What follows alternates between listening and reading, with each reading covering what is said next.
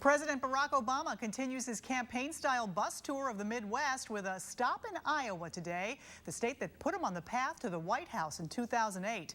News Channel 5's Mike Bush is in the town of Peosta, Iowa tonight.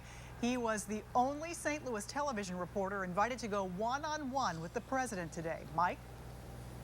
Okay, President Obama says he will have a jobs plan for Congress when they get back to work in September. The question is whether that jobs plan can become a bill that can pass, because there has not been very much compromise in Washington. And that's exactly what the president was talking about today here in Iowa. The White House is calling this bus tour a listening tour, but it had the feel of a campaign stop. Hello. At his rural summit here in Peosta, Iowa, he tried to convince Iowans he shares their frustration.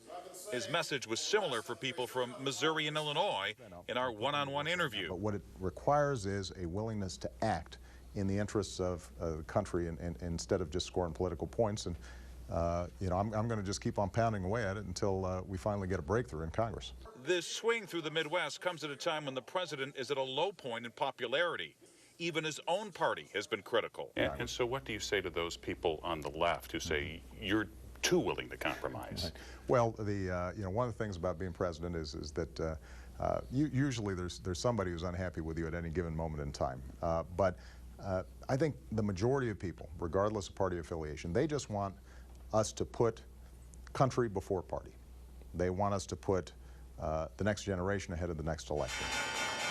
The recent roller coaster ride on Wall Street and the stubborn unemployment rate have many Americans pessimistic about the economy.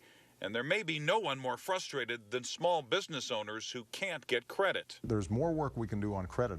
The biggest challenge facing small business owners, in addition to credit, though, is just needing more consumers out there. So that's why if we pass a small business, or if we pass a payroll tax cut, extending it into next year, well, that's about $1,000 in the pockets of ordinary Americans, and they can spend it at that local small business. It may not have been an official campaign stop. Let's get to work. Thank you very much.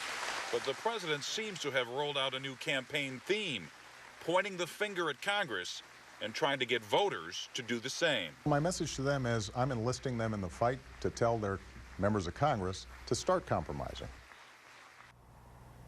And the president repeated his mantra today that there's nothing wrong with this country. There's just something wrong with this country's politics. Now, the president has been taking his lumps on this trip, and with more on that, we want to bring in News Channel 5's Mike Rush. Mike? Well, Mike, I saw the headline in the newspaper of USA Today.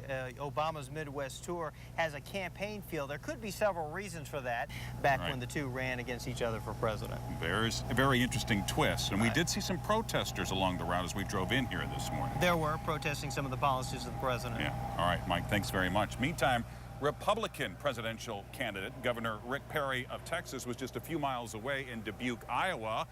Mitt Romney, meantime, was in New Hampshire, and Michelle Bachmann was in South Carolina, and they, too, were talking about jobs.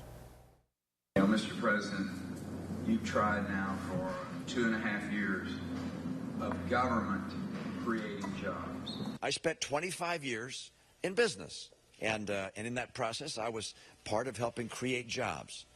I'd like to do that for the nation. So I'll say happy birthday to Elvis Presley today. Happy birthday! Michelle Bachmann joked her jobs plan is to replace President Obama, and she noted the date, and she's now being criticized because today is not Elvis's birthday. He died on this date. Well, it's only August, but every cycle for a presidential election seems to be starting earlier and earlier. KSDK political analyst Dave Robertson explains why.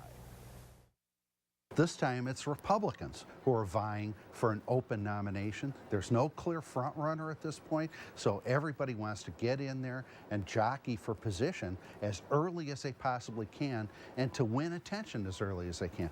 Organizations have reinforced that by creating a whole set of debates that are going to be held in the month of September.